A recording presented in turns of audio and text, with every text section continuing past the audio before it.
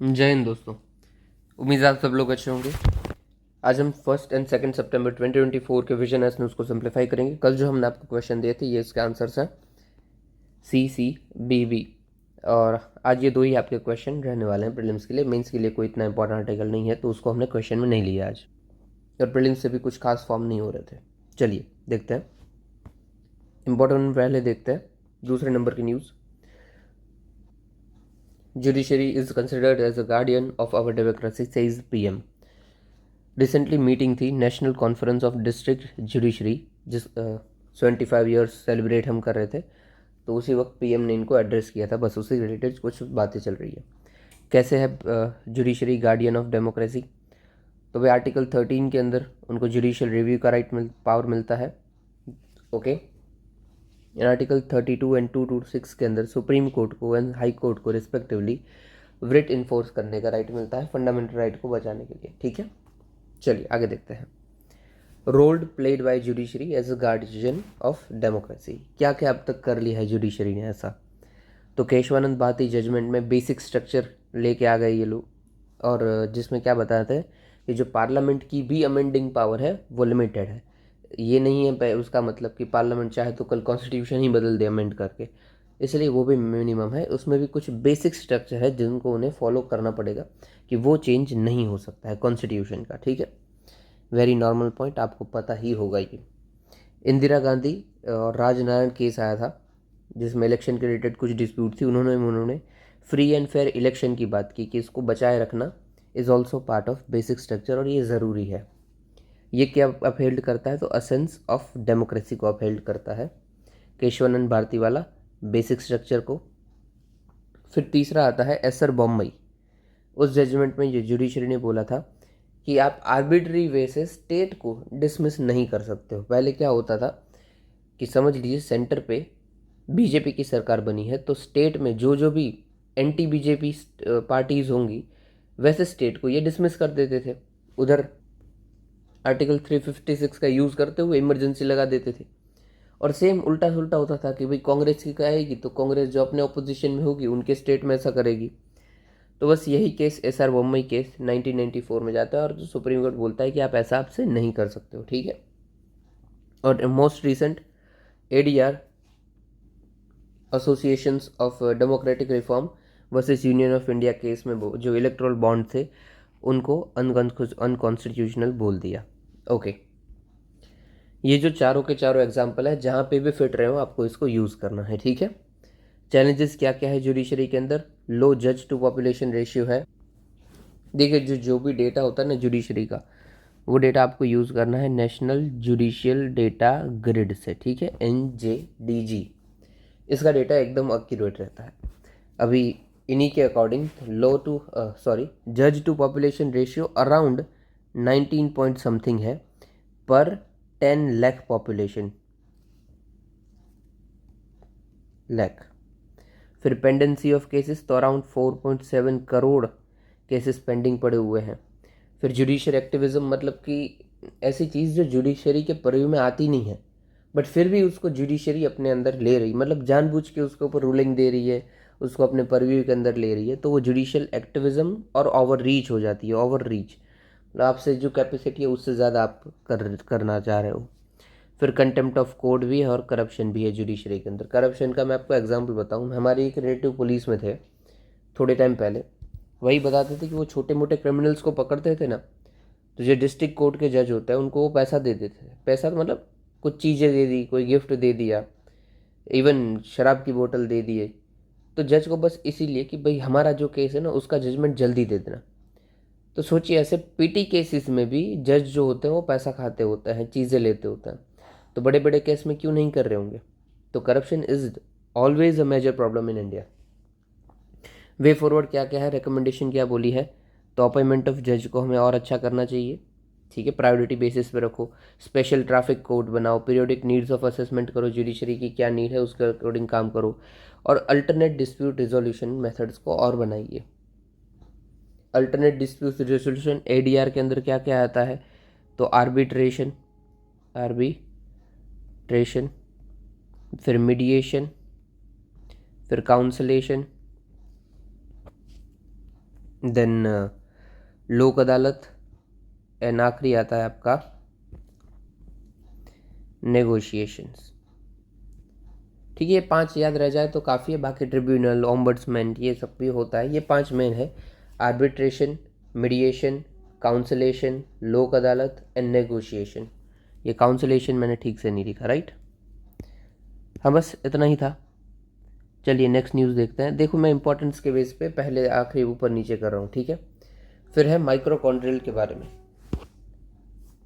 तो जो अपनी बॉडी का माइट्रोकॉन्ड्रिया होता है, वो पार्किंसन डिजीज़ को ट्रीट करने के लिए काम आ सकता है। कुछ कुछ हम स्टडी कर सकते हैं उसके लिए।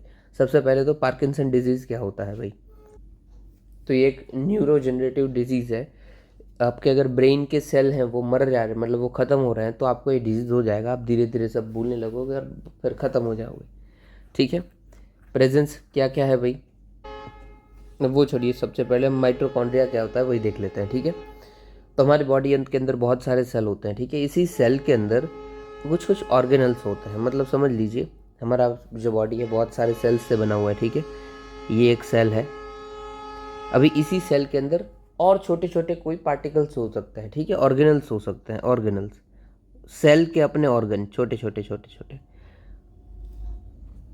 इसी में से एक ऑर्गेनल है माइटोकॉन्ड्रिया। इसका काम क्या होता है? तो अपने बॉडी के अंदर एनर्जी को प्रोड्यूस करना, दैट्स इट, ठीक है? तो अपने जितने भी ऑर्गेनल्स है उसमें से मेम्ब्रेन बाउंड ऑर्गेनल होता है mitochondria. Generate most cell energy in form of ATP. ATP मतलब एडिनोसाइन ट्राइफॉस्फेट, ठीक है? एटीपी ये जनरेट करता है एनर्जी, ओके। फंक्शन क्या क्या है? तो एनर्जी प्रोडक्शन है भाई, मेन फंक्शन है उसका। और जेनेटिक मटेरियल, तो भाई माइटोकॉन्ड्रियल डीएनए, ओके। अभी देखो समझ लीजिए, किसी का माइटोकॉन्ड्रिया खराब है, ठीक है? मतलब उसको कुछ डिजीज़ है और वो वुमन है, तो उस वुमन से ये डिजीज़ चाइल्ड के अंदर भी जा सकता है। अभी देखो, वुमन से ही जा सकता है, मदर से ही जा सकता है, फादर से नहीं जाएगा, क्योंकि जो चाइल्ड प्रोड्यूस होता है, ठीक है, जो ब्रीडिंग होती है, उसके बाद अगर चाइल्ड आएगा तो जो माइटोकॉन्ड्रिया होता है ना, वो वुमन से ही आता है, ठीक है? वुमन के अंदर होता है, वही ट्रांसफ़र होता है चाइल्ड के अंदर। तो डेफिनेटली अगर माइटोकॉन्ड्रिया ही पूरा का पूरा वुमन से आ रहा है, फादर से आ ही नहीं रहा है, मदर से ही आ रहा है, तो जो बीमारी होगी वो भी सिर्फ मदर से ही आ पाएगी ना, माइटोकॉन्ड्रिया वाली बीमारी, ठीक है? यही यूपीएससी का पीवाईक्यू भी था, ओके। और इसको भाई क्या हम ठीक कर सकते हैं? तो माइटोकॉन्ड्रियल रिप्लेसमेंट थेरेपी आती है कि मदर का जो माइटोकॉन्ड्रिया बिगड़ा हुआ होगा उसको हम निकालेंगे, दूसरा अच्छा डालेंगे, ताकि कुछ आगे बढ़े ही नहीं, ठीक है? तो आपने दोनों देख लिया कि माइटोकॉन्ड्रिया क्या होता है। तो सेल के अंदर के ऑर्गन होता है एक, जो उसका मेन काम है एनर्जी को प्रोड्यूस करना। और अगर माइटोकॉन्ड्रिया खराब होता है तो उससे माइटोकॉन्ड्रियल डिजीज होते हैं, ठीक है? और उसको बचाते कहते हैं, सो एमआरटी टेक्नोलॉजी से। Done done done. अभी इसी माइटोकॉन्ड्रिया को ऐसा बोला है कि इसके अंदर एक प्रोटीन जनरेट होता है, नेचुरली अबेंडेंट है, डीआरपी प्रोटीन। और बस इस डीआरपी प्रोटीन को ही यूज़ करते हुए हम जो माइटोकॉन्ड्रिया खराब हो जाता है उसके फंक्शन को रिस्टोर कर पाएंगे, दैट्स इट, ठीक है? अब ये रिस्टोर हो जाएगा तो जो बीमारी होती थी इसके न फंक्शन करने से, वो बीमारी नहीं होगी, ठीक है? जो भी फंक्शंस थे वो ठीक से काम करेंगे, दैट्स इट। अभी कैसे कैसे बीमारी हो जाती है वो भी देख लेते हैं। कि कोई आप टॉक्सिन या फिर टॉक्सिक केमिकल्स के साथ जुड़े हुए हो, आपके अंदर ये जा रहे हैं, तो आपको हो सकता है, जैसे कि मैंगनीज इंड्यूस पार्किंसनिज्म। मतलब आपको मैंगनीज ज़्यादा आ जाता है आपकी बॉडी के अंदर, तो भी मैंगनीज इंड्यूस पार्किंसनिज्म हो जाता है, मतलब वो बीमारी हो जाती है, ठीक है? तो आपने देख लिया क्या क्या होता है, कैसे हम रोक पाएंगे। तो डीआरपी है, डायनेमिक रेटेड प्रोटीन, ये माइटोकॉन्ड्रिया वाला पार्ट होता है। इससे आपका जो फंक्शन है माइटोकॉन्ड्रिया का खराब हुआ हुआ वो ठीक हो जाएगा। फिर माइटोकॉन्ड्रिया भी देख लिया, उसके डिजीज़ भी और उसकी थेरेपी भी, ठीक है? देख लीजिए माइटोकॉन्ड्रिया, ये आउटर मेम्ब्रेन, मेम्ब्रेन मतलब वॉल, सब wall, inner membrane inner wall, फिर मैट्रिक्स ये अंदर का एकदम, फिर जो लाइन है उसको क्रिस्टा बोलते हैं, और ये है इंटरनल मेम्ब्रेन स्पेस, जो जगह भी इसमें बच रही है वो वाला, ठीक है? चलिए आगे देखो, आगे बढ़ते हैं। देखो आगे बढ़ने से पहले ये देख लो, ये इधर सेल दिखाया हुआ है, ये एनिमल सेल है, उसको हम फोकस करेंगे। ये देखो जो हम पढ़े वो ये है माइटोकॉन्ड्रिया, ठीक है? इसी के बारे में हम अभी पढ़े हैं। और कौन कौन से ऑर्गेनल्स होते हैं? सेल ऑर्गेनल्स हैं, तो भाई सेल मेम्ब्रेन मतलब बाहर की दीवार हो सकती है, न्यूक्लियस मतलब उसका जो सेंटर है वो हो सकता है। फिर रेटिकुलम होता है, एक स्मूथ एंडोप्लाज्मिक और दूसरा रफ एंडोप्लाज्मिक। स्मूथ मतलब क्या है, तो जैसा जिसकी स्मूथ स्मूथ बॉर्डर है ना वो स्मूथ, और रफ मतलब क्या है जो ऐसे ऐसा है कट वाला वो रफ, ठीक है। फिर राइबोसोम्स होता है, आपने नाम सुना ही होगा। फिर होता है वैक्यूल, फिर माइटोकॉन्ड्रिया आपको पता चल गया। फिर है गोल्गी एपेरेटस, ये सब में होता है, ठीक है। प्लांट और एनिमल सेल दोनों के अंदर होता है। प्लांट मतलब जो प्लांट के सेल हैं, एनिमल मतलब जो एनिमल के अंदर, ह्यूमन भी एनिमल सेल का ही पार्ट है। फिर दोनों में एक्सेप्शंस है, जो इसमें होंगे इसमें नहीं होंगे। जैसे कि एनिमल सेल्स में लाइसोसोम होता है जबकि प्लांट में नहीं होता है। फिर लाइसोसोम, सेंट्रोसोम और सेंट्रियोल्स, ये सारे के सारे तीनों एनिमल के अंदर तो हैं बट प्लांट के अंदर नहीं है, ठीक है। Centrioles, lysosome and centrosome. अभी सेम टाइप प्लांट में हम देखेंगे तो प्लांट को जो कलर देता है क्लोरोप्लास्ट होता है, सेल वॉल होता है और प्लाज्मोडिस्माटा होता है। ये हमारे अंदर नहीं होता है, ठीक है। बस इतना ही आपको याद रखना, इतना काफ़ी हो जाएगा। हाँ, बाकी हम जब साइंस देखेंगे तो इनके वर्क भी देख लेंगे। जैसे हमने देख लिया कि माइटोकॉन्ड्रिया क्या करता है, तो एनर्जी का प्रोडक्शन करता है। वैक्यूल करता है वो कुछ स्टोरेज जैसा काम करता है। लाइसोसोम होता है, ये देखो यहाँ पे दे रखा है इसीलिए ये फोटो में आ गया। लाइसोसोम होता है, उसका काम है डाइजेशन का। माइटोकॉन्ड्रिया का पावर हाउस, एनर्जी प्रोड्यूस करने का। राइबोसोम का प्रोटीन जनरेट करने का। गोल्जा एपार्टस का पैकेजिंग करने का, मतलब जो भी आप प्रोटीन है उसको पैक करने का काम उसका है। डन, इतना जो वैक्यूल स्टोरेज हमने देख लिया। ओके, तो ये हमारा हो गया, ठीक है। ये मैं दोनों फोटो को अंदर पीडीएफ के अंदर डाल दूंगा। चलिए वापस आ जाते हैं अपने ऊपर। नेक्स्ट है rapid study found faster upward growth of cities. Upward growth मतलब ऊपर की ओर, जो बिल्डिंग्स बिल्डिंग्स बनती जा रही है ना, इसको हम बोलते हैं अपवर्ड ग्रोथ, ठीक है। देखो टाइम ज़्यादा लग रहा है किसी आर्टिकल में तो बोर मत होइए, क्योंकि मैं चाहता हूँ कि आपको जो भी आर्टिकल है उसकी तो अंडरस्टैंडिंग आई ही आए, साथ ही साथ उसके साथ जुड़ा हुआ जो जीएस है वो भी समझ में आ जाए। क्योंकि फिर ऐसा ना हो कि हम बस करंट ही पढ़े जा रहे हैं और हमको कुछ जीएस का आइडिया नहीं है, ठीक है। तो अपवर्ड ग्रोथ, सबसे पहले जो बिल्डिंग्स बनी जा रही है वो अपवर्ड ग्रोथ है, और इसी के चलते कुछ कुछ हमें टेंशन्स भी देखने को मिल रही हैं और सब कुछ देखेंगे। चलिए, फास्टर इन शॉर्ट देखने को मिल रही है अपवर्ड ग्रोथ। अभी अपवर्ड ग्रोथ यानी कि जो हम ऊपर फ्लोर लेते जाते हैं उसकी कुछ लिमिट होती है, वो कौन डिसाइड करता है, तो floor area ratio. Floor area ratio क्या है, तो जितना भी भाई कंबाइंड कवर्ड एरिया है सारे के सारे फ्लोर्स का, उसको आप प्लॉट एरिया में देख लो, वो है फ्लोर एरिया रेशियो, ठीक है। कि फ्लोर एरिया रेशियो नाम से ही पता चल जाएगा। फिर है मॉडल बिल्डिंग बाय लॉज, ये भी आपको हाइट कितनी होनी चाहिए उसके रेगुलेशन प्रोवाइड करते हैं। ओके, जनरल है, ठीक है। एक और बता देता हूँ आपको, यहाँ पे नहीं, रेरा करके एक है। रेरा क्या काम, सेम बिल्डिंग स्टैंडर्ड से दिखाता है, ठीक है। ये पर्टिकुलर गुजरात का है, ठीक है, रेरा। फिर नेशनली हम देखें तो नेशनल बिल्डिंग कोड है, national building code of India, इसको हम एनबीसी भी बोलते हैं, एनबीसी। फिर आपका बाई लॉज आता है, ओके। फिर आपका एनर्जी कंजर्वेशन बिल्डिंग भी आता है, इसके अंदर आप एनर्जी कंजर्वेशन वाली बिल्डिंग बनाओगे। फिर एक आता है इंडियन स्टैंडर्ड्स कोड, पूरा ही लिख देता हूँ यार आपको, अगर पीडीएफ से फिर पढ़ना हो ना तो काम आए। तो इंडियन स्टैंडर्ड कोड, तो ये सब आपको यूज़ कर लेना है, ठीक है। ये ऑलरेडी मैकेनिज्म है जो हमारे पास अवेलेबल है, ओके। तो भाई राइज हो क्यों रहा है, क्यों बड़ी बड़ी बिल्डिंगें बनती ही जा रही है। सबसे पहला तो है इकोनॉमिक ग्रोथ। यस, इंडिया इतना एक्सपेंड कर रहा है कि हमको बहुत सारे कामों के लिए ज़रूरत पड़ रही है, उसी एरिया में हमें ऑफिस भी चाहिए, उसी एरिया में रेसिडेंट भी चाहिए, तो ये बनेगा ही, राइट। फिर अर्बन पॉपुलेशन बढ़ती जा रही है। 1990 से 2020 तक 2 बिलियन जितना पॉपुलेशन बढ़ चुका अर्बन एरियाज़ में ही, ठीक है। फिर डेवलपमेंट हो रही है कंस्ट्रक्शन टेक्नोलॉजी के अंदर भी, जैसे कि एलिवेटर्स आ गए हैं, हीटिंग एंड कूलिंग सिस्टम आ गई है, ये भी सेंट्रलाइज होती है। फिर जो ऊपर के एरिया में हाई विंड्स चलती होती है उसको भी काउंटर करने वाली डिज़ाइन होती है। बिल्डिंग मतलब बनाई इसी तरीके से जाती है कि जो विंड आए उसको डिफ्लेक्ट कर जाए, ठीक है। एरोडायनेमिक्स अच्छे होते हैं। तो ये रीजंस देख लिए नॉर्मल, ठीक है। आप इसके ऊपर भी देख सकते हो कि भाई इंडस्ट्री ज़्यादा अर्बन एरियाज़ में अवेलेबल है, एम्प्लॉयमेंट अपॉर्चुनिटी ज़्यादा अवेलेबल है, मार्केट बहुत ही वास्ट है। सप्लाई चेन अच्छी होती है, एसेट्रा एसेट्रा, ठीक है, इससे ये सब ग्रो होता है। अभी चैलेंजेस क्या क्या है, अगर हो रहा है तो हमें दिक्कत क्या है भाई, तो भाई पॉपुलेशन डेंसिटी बहुत बढ़ जाती है, जितने रिसोर्सेज हमारे पास अवेलेबल है, एनर्जी डिमांड है, उसके सामने पॉपुलेशन बहुत ही ज़्यादा हो जाती है।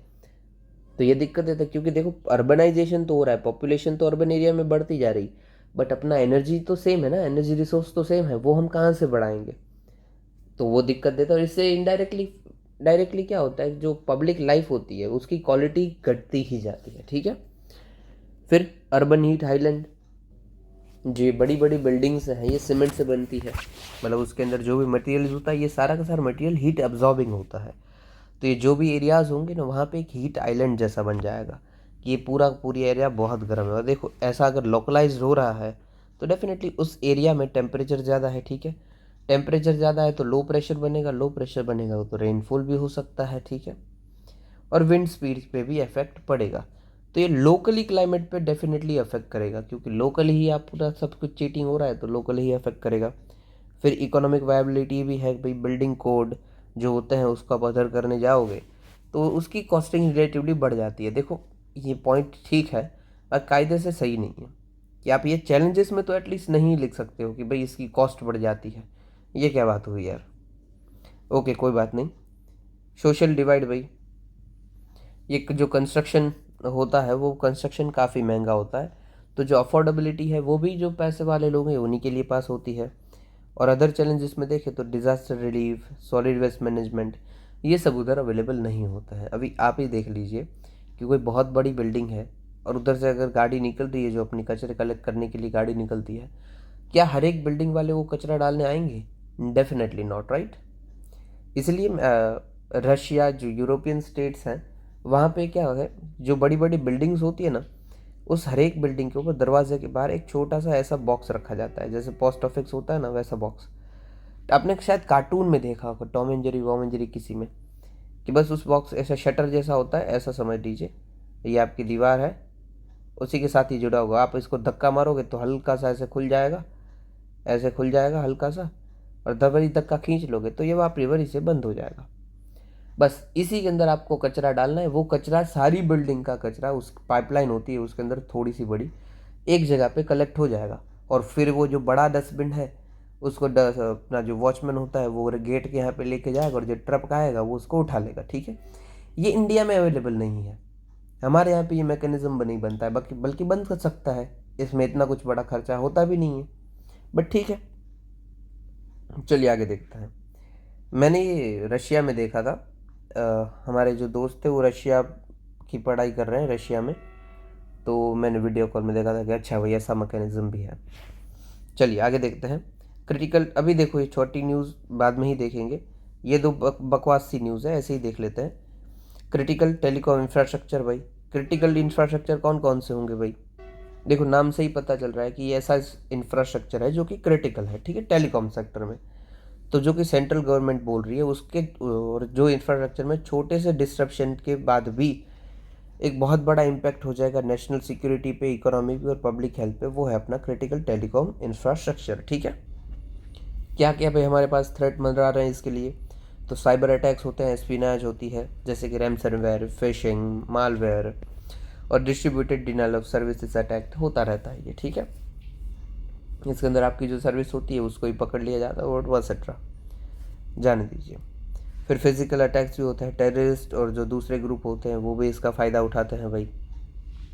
या फिर समझ लीजिए कोई नेचुरल डिज़ास्टर हो गया, फ्लड आ गया किसी के एरिया में, साइक्लोन आ गया, तो भी हमें ये देखने को मिलेगा। फिर सप्लाई चेन वल्नरेबिलिटीज़ है, क्योंकि हमारे बहुत सारी जो चीज़ें हैं वो फॉरेन से आती होती है, तो वो भी है हमारी, ठीक है। और देखो इसमें भी क्या होता है कि अगर दो देश हैं उनके साथ रिश्ते तो ठीक है अभी, बट कोई एक देश दूसरे देश पे डिपेंडेंट है कोई एक चीज़ के लिए, और उसी की दोनों देश के बीच में अगर लड़ाई हो जाती है तो ये जो डिपेंडेंसी थी उसका क्या होगा भाई, ये देश तो मना कर देगा कि भाई हम आपको ये चीज़ नहीं देंगे, तो काम हो ही नहीं सकता, ठीक है। फिर टेक्नोलॉजिकल इवोल्यूशन एंड कॉम्प्लेक्सिटीज़ भी बढ़ती जा रही है, जैसे कि 5G आ गया, इंटरनेट कनेक्टिविटी पे इंटरनेट ऑफ थिंग्स के थ्रू हो रही है, ओके एसेट्रा। अब ये ड्राफ्ट में क्या क्या बोला है भाई, तो ऑब्लिगेशन डालो टेलीकॉम एंटिटीज़ के ऊपर कि आप ही सिक्योरिटी मेजर करके रखोगे, सप्लाई चेन के रिकॉर्ड रखोगे, अपग्रेड करो आपका टेलीकॉम इंफ्रास्ट्रक्चर जो क्रिटिकल उसको अपग्रेड करो ऑथराइज बाय गवर्नमेंट बॉडी, और ड्राफ्ट शूट लेके आ जाइए आप टेलीकॉम साइबर सिक्योरिटी के ऊपर, उसके लिए टीम भी बनाइए, ये ऑलरेडी बनी हुई है, आप एग्जांपल यूज़ कर सकते हो, जैसे कि सर्ट इन हमारी बनी हुई है, सर्ट इन, फिर साइबर सुरक्षित भारत है हमारा, साइबर सुरक्षित भारत। ओके चलिए, बड़ी न्यूज़ इधर है, आखिरी हमारी बची है सबसे पहली, टेलीकम्युनिकेशन रूल्स 2024। इसके अंदर हम सबसे पहले तो भाई हमने इसी के अंदर बात की है टेलीकम्युनिकेशन एक्ट 2024 को 4 के अकॉर्डिंग ऑपरेशनलाइज करने की डिजिटल भारत निधि को। सबसे पहले डिजिटल भारत निधि क्या है, तो भाई टेलीकम्युनिकेशन एक्ट 2023 के अंदर बनी है। ये स्कीम प्रोवाइड करती है undeserved remote and rural areas के अंदर affordable services, that's it, telecom services, ठीक है, अफोर्डेबल प्राइस के ऊपर। देखो इसका नाम है डिजिटल भारत निधि, पहले क्या नाम था, तो universal service obligation fund, fund मतलब निधि, सेम काम है, ठीक है, ओके। अभी ये जो यूनिवर्सल सर्विस ऑब्लिगेशन फंड था वो इंडियन टेलीग्राफ एक्ट के अंदर बना था, जबकि ये बना है टेलीकम्युनिकेशन एक्ट 2023 के अंदर। और जो USOF है ये नॉन लैप्सेबल था, मतलब 1 साल में आपको यूज़ नहीं हुआ तो अगले साल भी आपको कंटिन्यू ही मिलने वाला है, ओके। बाकी ये सब काम करनी है कि 5% एडजस्टेड ग्रोथ रेवेन्यू के ऊपर टैक्स लगता था, ओके ठीक है, वो सब ज़रूरी नहीं है, ठीक है। रूल्स के अंदर हमने क्या क्या बोला है भाई, तो अंडरटेकिंग स्कीम्स और प्रोजेक्ट के लिए हमने क्राइटेरिया लेके आ गए हैं भाई कि आप जो सर्विसेज है वो अनडिजर्व एंड रूरल एरिया तक पहुंचाइए। फिर शेयरिंग नेटवर्क ऑफ एस्टेब्लिश्ड अंदर भारत डिजिटल भारत निधि, जिसके अंदर हम बोलते हैं कि शेयर भी करो और अवेलेबल भी कराओ, जिन जिन के पास ये नेटवर्क अवेलेबिलिटी नहीं है, ये ओपन होना चाहिए और नॉन डिस्क्रिमिनेटरी होना चाहिए, ठीक है, मतलब किसी को ऐसा ना हो कि यार मुझे ये लाभ नहीं मिल रहा है। फिर प्रोसेस ऑफ अलोकेशन क्या क्या है इसके अंदर, तो एक तो बिडिंग हो सकती है और दूसरा एप्लीकेशन आप डालो और आप लिए एप्लीकेशन सिलेक्ट होगी, ठीक है। इससे फ़ायदा क्या होता है, इन शॉर्ट सबको एक्सेस भी मिल जाती है और डिलीवरी भी मिलेगी, साथ ही साथ रिसर्च एंड डेवलपमेंट का खर्चा थोड़ा सा बढ़ जाएगा और प्रमोशन भी होगा कि यार जो अच्छा काम करेगा R&D के ऊपर उसी की एप्लीकेशन को सही माना जाएगा और काम करेंगे। फिर वायबिलिटी गैप फंडिंग हो जाएगा, वायबिलिटी गैप फंडिंग मतलब जो पैसा कम पड़ रहा है वो ख़त्म मतलब हो जाएगा, दिया जाएगा, ऐसा कुछ, ठीक है, नॉर्मल सब बातें हैं, कुछ खास काम का ये है नहीं। याद आपको इन शॉर्ट क्या रखना है, जो अनडिजर्व्ड या फिर रिमोट एरियाज़ हैं उसके अंदर हमें टेलीकॉम सर्विस पहुंचानी है by digital Bharat Nidhi, okay. ये किस एक्ट के थ्रू आया, तो टेलीकम्युनिकेशन एक्ट 2023। देखो शॉर्ट न्यूज़ के अंदर जो बकवास न्यूज़ है ना, अभी ऐसा करते हैं उसको पहले थोड़ा सा ले लेते हैं। जैसे कि भाई सुप्रीम कोर्ट ने बोल दिया है कि जो आयुष ड्रग है उसको और रेगुलेट करने की ज़रूरत है, क्योंकि बहुत सारे आयुष ड्रग हैं जो कि बिना कोई स्टैंडर्ड से ही बाहर मार्केट में घूम रहे, कोई रेगुलेशन उसके ऊपर खास है नहीं। जैसे कि कुछ कुछ दवाइयाँ हैं उसके ऊपर ना ही कोई खास टेस्ट हुए हैं, ना ही कोई रिजल्ट्स आए हैं, ऐसे ही वो मार्केट में चल रही है, अप्रूव्ड है। और हमने जो स्टैंडर्ड्स रखे हैं उसमें भी दिक्कत है कि जो हम सेफ्टी ट्रायल्स होते हैं ना, वो कुछ निश्चित मटेरियल है उसको ही देखते हैं, जैसे कि 60 ऐसे इंग्रेडिएंट है वो है तो वही हम चेक करेंगे, बाकी जाने दो। इस 60 इंग्रेडिएंट के अंदर क्या क्या आता है, तो arsenic, mercury, snake venom, heavy metals, बाकी तो कुछ फ़र्क ही नहीं पड़ता है हमें। न्यूज़ में क्यों था भाई, जो आयुष जो मिनिस्ट्री है उसी ने बोला था कि हमारे ऊपर 170 ड्रग्स एंड कॉस्मेटिक रूल्स के ऊपर एक्शन मत लो, ठीक है। दैट ये 170 किसकी बात करता है भाई, manufacturing, storage, sale of inappropriate advertisement of Ayurvedic, Siddha, Unani medicine, normal, ठीक है। इन शॉर्ट यही याद रखना है हमें इतना ही कि उसके ऊपर प्रॉपर रेगुलेशन नहीं है, चेकिंग नहीं है, टेस्टिंग नहीं है। फिर चाइना के ऊपर बात है, स्पेशल चाइना प्रॉब्लम।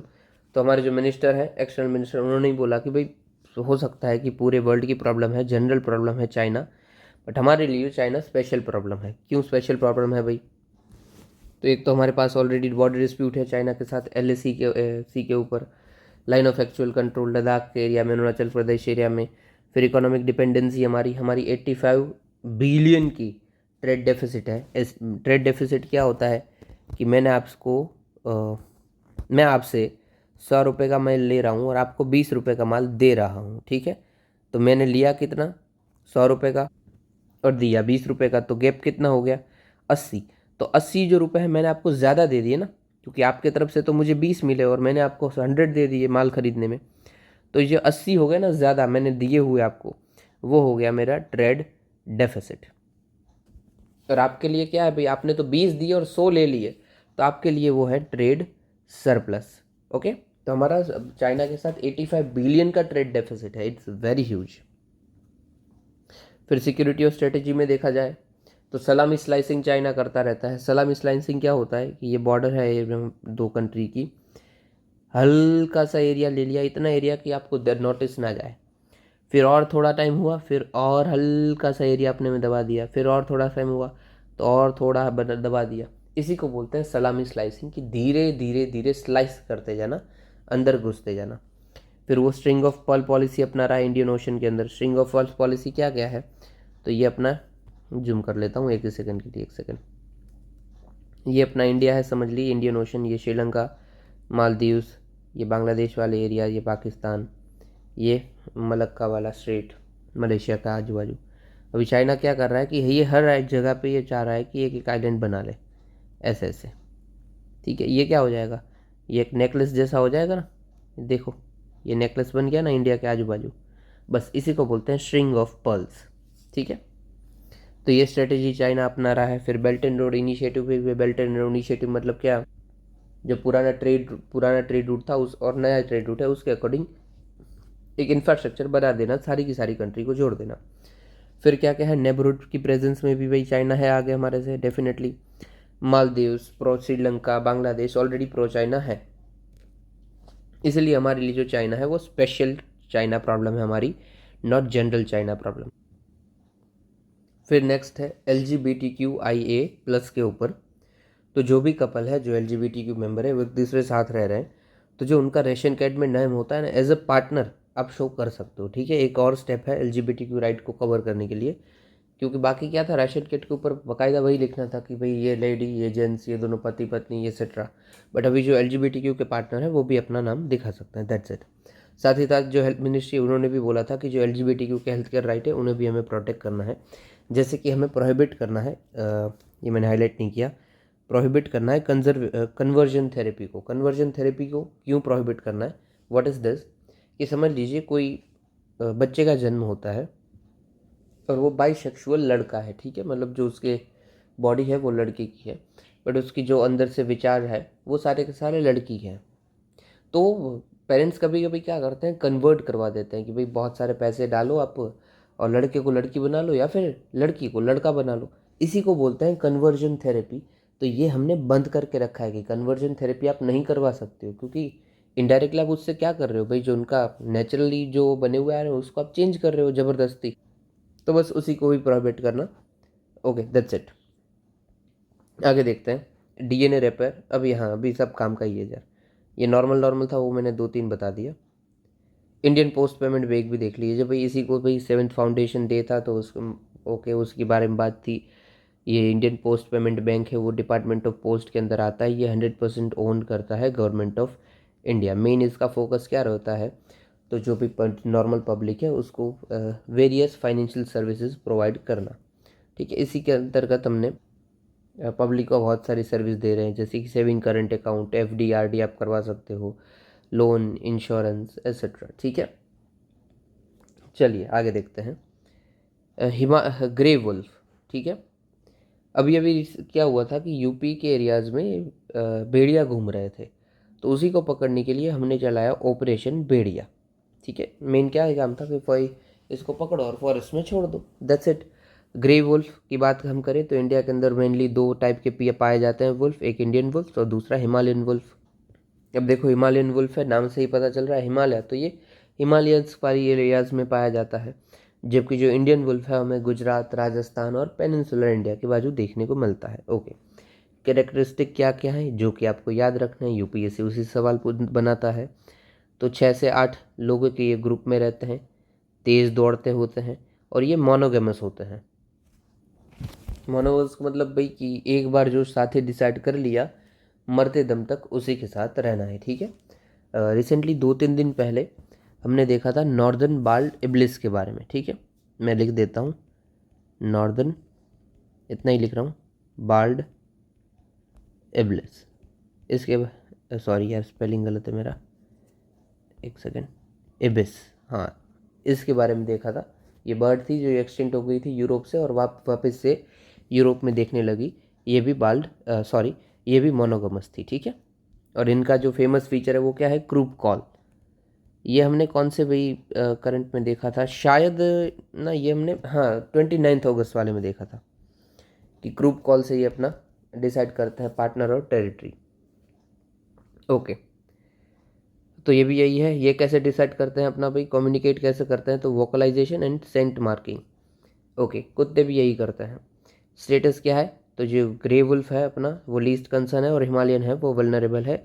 दोनों wild life protection act schedule 1 के अंदर आते हैं। शेड्यूल 1 4 शेड्यूल है टोटल। 1 में जो आता है वो हाईएस्ट लेवल ऑफ प्रोटेक्शन है। 2 में आता है वो उससे कम लेवल ऑफ प्रोटेक्शन है, लोअर हल्का सा। 3 में हम प्लांट की बात करते हैं और 4th में हम बात करते हैं जो कि साइट्स के अंदर रजिस्टर्ड हैं उसकी, ठीक है। ये हाईएस्ट प्रोटेक्शन, ये लेसर प्रोटेक्शन, हाईएस्ट से थोड़ा कम, वो प्लांट और साइट्स। ये 4 शेड्यूल, चारों को देख लिया हमने। फिर है विंडफॉल टैक्स। तो भाई जो ये ऐसा टैक्स है कि अचानक से आपको कोई हाई प्रॉफिट हो जाता है कंपनीज़ को, ठीक है, अचानक से कोई ज़्यादा प्रॉफिट हो जाता है तो उसके ऊपर टैक्स लगा दो, इट इज़ विंडफॉल टैक्स। देखो नाम ही तोड़ दो, विंडफॉल जैसे छप्पर फाड़ लग रहा है ना, कि छप्पर फाड़ पैसा आ गया आपके पास, तो उसके ऊपर टैक्स लगेगा। समझ लीजिए कि जनरली तो जो पॉलिसी चल रही थी वही चल रही है, टैक्सेशन भी सेम टू सेम चल रहा है, बट कुछ एक्सटर्नल चेंजेस हो जाते हैं उसके रिलेटेड। समझ लीजिए एक एग्जांपल लेते हैं कि ऑयल की प्राइस 100 रुपीज़ थी, टैक्स भी सेम टू सेम है, सब सेम टू सेम है, बट अचानक से अरब कंट्रीज़ क्या करती है, जो ऑयल की प्राइस है ना वो 80 कर देती है, जबकि इंडियन मार्केट में तो सेम टू सेम 100 पे ही बिक रहा है। तो जो एक्सेस 20 रुपया है वो जो कंपनीज बेच रही है उसको फ़ायदा हो जाएगा ना, और ये पर लीटर है तो टोटल फ़ायदा हज़ारों करोड़ में होगा। तो गवर्नमेंट लगा देगी विंडफॉल टैक्स कि भाई आपको अचानक से बहुत ज़्यादा फ़ायदा हो रहा है, तो इसीलिए इसके ऊपर विंडफॉल टैक्स दे देना, ठीक है। तो देख लीजिए, windfall tax is a tax impose by government on a certain industries that experience significant above average profit due to favourable economic condition, that's it. ये कब हमने लगाया था लास्ट टाइम, तो जब रशिया से हम ऑयल ले रहे थे सस्ते में और महंगा बेच रहे थे यूरोपियन कंट्रीज़ को, तब हमने ये लगा दिया। दैट्स इट, आपको पता चल गया, ठीक है, ये कि हम क्यों लगाते हैं। तो ये जो ज़्यादा पैसा मिलेगा उसको हम सब कुछ बांट देंगे, अच्छे काम के लिए यूज़ करेंगे। That's it.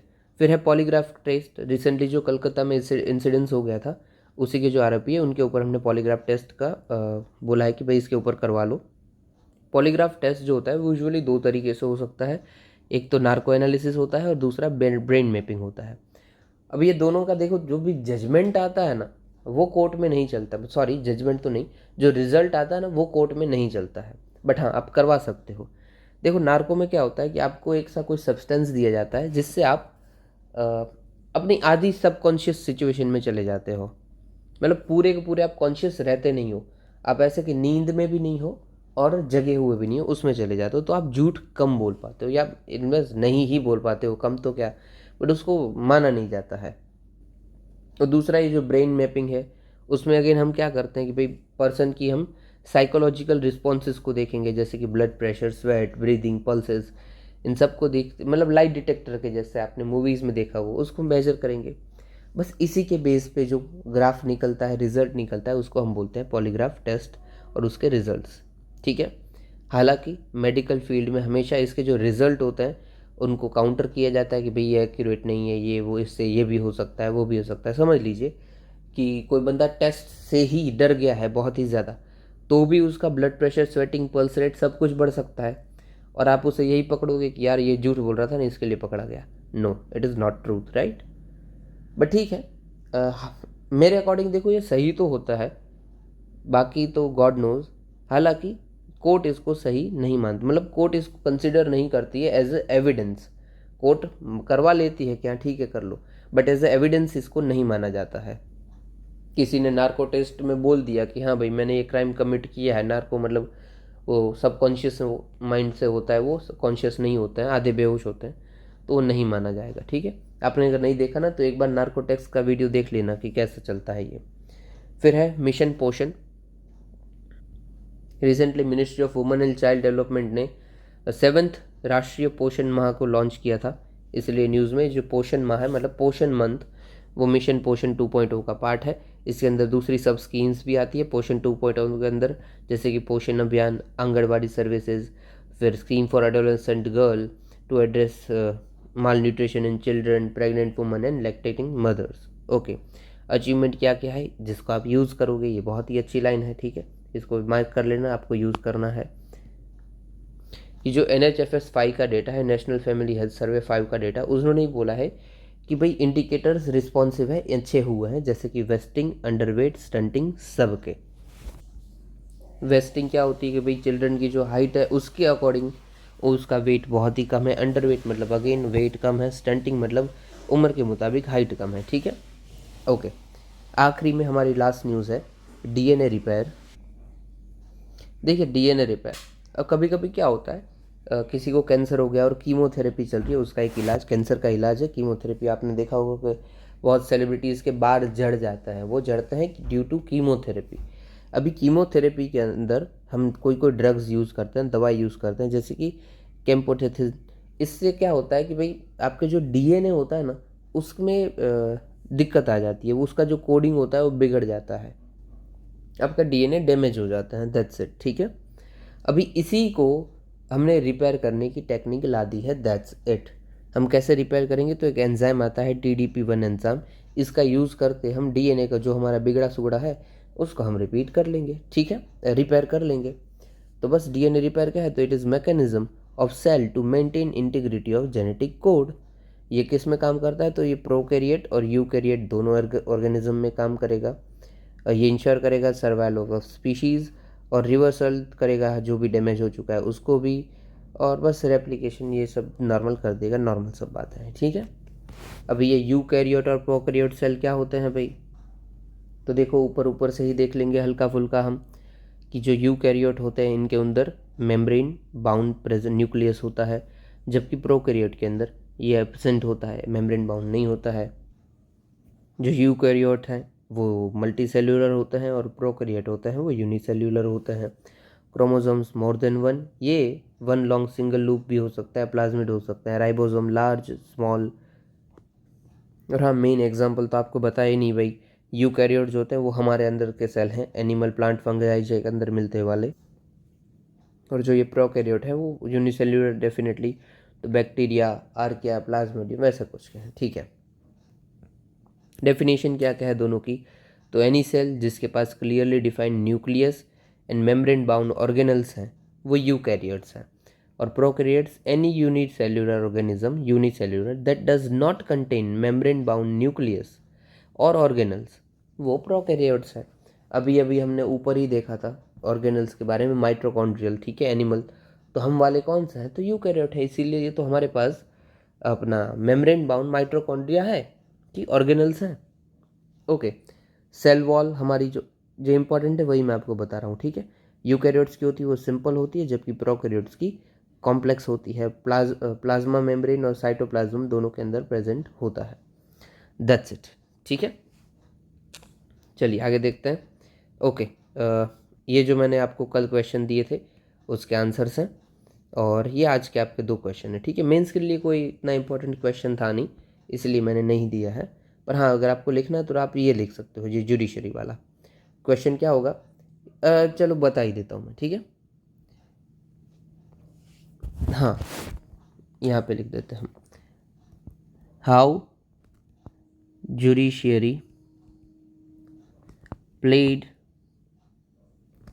The role. Okay, ये रहा question, how judiciary played the role of guardian in the Indian democracy, discuss, ठीक है। 10 मार्क क्वेश्चन, 10 मार्क। ओके, ये आप टेलीग्राम में भेज दीजिएगा, मैं देख लूँगा, और मैं खुद भी अपना होगा वो भेज दूँगा, ठीक है। अगर आपको पसंद आया है तो कमेंट, शेयर, सब्सक्राइब और लाइक ज़रूर कीजिएगा, उससे थोड़ा सा मोटिवेशन मिलता है बनाने को, दैट्स इट, और तो ज़्यादा कुछ नहीं है। और ठीक है, सुनने के लिए आपका शुक्रिया, जय हिंद।